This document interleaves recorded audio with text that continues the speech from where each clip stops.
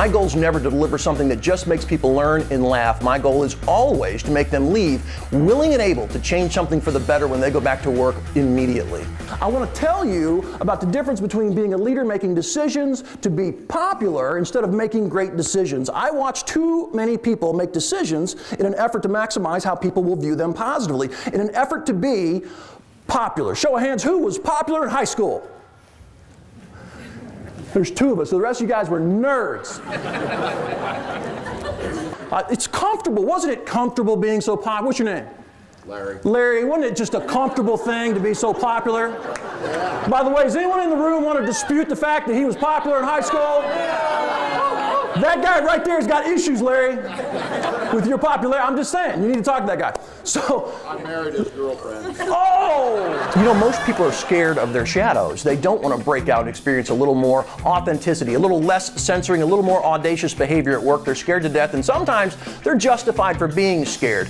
I don't tell people that being excellent is easy. Oh no, oh no. Being best at what you're at, being top of the game, that's a risky thing. You have to step up, exert crazy effort, and sometimes say and do things that not everyone will like. You better love, if you look at high-performing teams, you'll learn this. You better love candor more than civility. Now hear me carefully, civility is important. Congeniality, positivity, call it what you want. That's good stuff. But if you do not allow candor, forthright, honest, in the moment, needed conversation, if you don't let candor trump civility, I'll promise you that your team and your organization will be mediocre instead of amazing.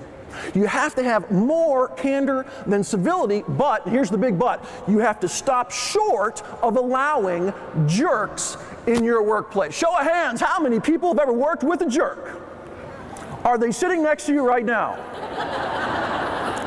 I'm just checking. I like to know which tables to stay away from.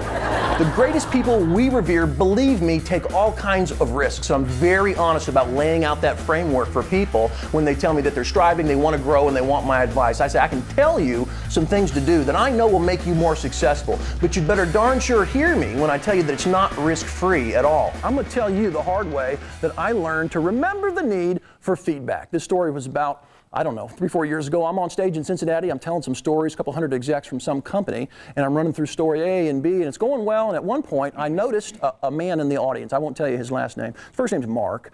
And Mark was sitting there, and I noticed him because I knew the guy a little bit. And I knew he wasn't part of that company. I knew he was a professional speaker. And it was the first time at that stage of my career I had ever been in front of a group and saw a professional speaker sitting there looking at me, and I was very intrigued by that, and I'll tell you why. The reason I was intrigued was because I knew this guy was not a casual observer of communicators. He was like me. When he watches someone speak or do a presentation, he's slicing and dicing 55 variables and thinking in a very detailed way. And so I knew when I saw him there that if I was going to be consistent with the feedback I give and the advice I give to students and clients around the country, that I was going to have to step up and go ask that pro what it was that he saw of me as I was on stage running around. And so I did that. And when the gig was over, I shook a lot of hands and some people clapped, which was always kind. And I ran quickly to get Mark before he left. And I said, hey, how you doing? Remember me? We met at so-and-so. And he said, nice to see you. Good job. I said, thanks. I said, I know what you do and how good you are. Would you give me some feedback on what I just did? Tell me what you saw. And he did one of these jobs where he stepped back a little bit. You know how people do that when they get... I'm a big bald guy and people get creeped out by that. So yeah, he stepped back and I said, give it to me. I know what you see. Come on. And he started with some positive feedback, which is a good place to start, and everyone feels better doing that instead of telling you what's wrong with you. And so he said, look, remember this story or remember this story? You need to figure out how to leverage those even more because those are high impact. I'm not sure you're really using them to full effect. And I said, well, thanks. And then he paused and he did another one of these things. And I said, come on, give it to me. You saw some things I could do better, correct? And he said, okay, well, you know how you're loud? I said, yeah, I'm loud. He said, well, you're animated. You run around. You never stand still. I'm thinking this is the worst feedback I've ever received in my life. He said, well, you wear glasses. I'm like, he just told me I wear glasses? What? He goes, well, when you're running around stage and you're telling stories and you're wearing your glasses, sometimes they slip a little bit and you always fix them the same way, Todd. You take your index finger and you go like that. And then he stepped back one last time. And he said, except when you're holding that remote control clicker in your hands for your PowerPoint slides. Todd, I'm afraid to tell you this, but you gave your audience the bird about 50 times today.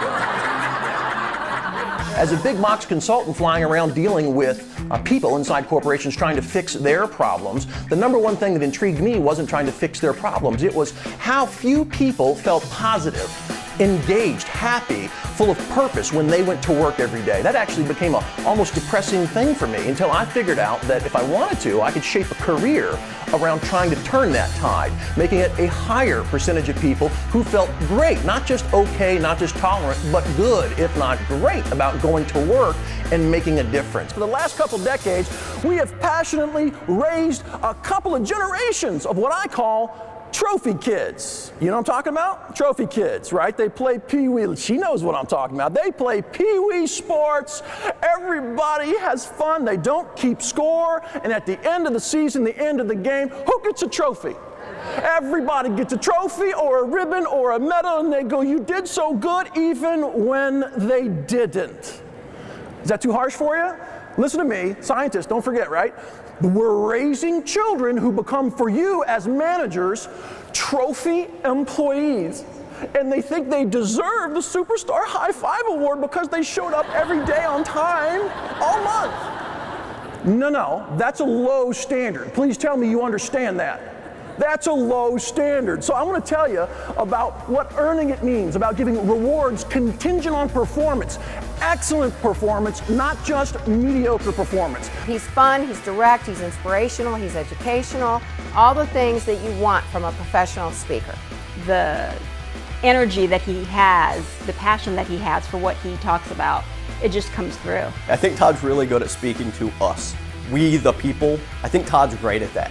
I think he lets people know that others sympathize. Then I said, I want you to stand up on your chair. About 5 people opened their eyes, said, hell with this, I'm not doing it. 2 or 3 crazies jumped up on their chair like, yes, finally someone has asked me. Quick show of hands, how many people in the room are married? Did you really know what you're getting into?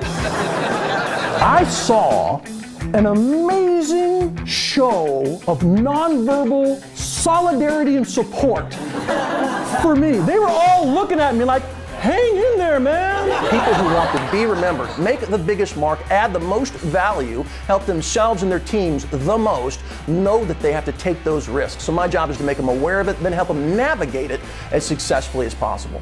So I walked in this room this morning, I mingled with you beautiful, caffeinated, hungover people, and I saw something. Some of you were staring at my bald head, a few of you saw the earrings, a few more, for different reasons, saw the tattoos, and you had that useful look. I'm used to that look. Who's the musician? What's he doing here?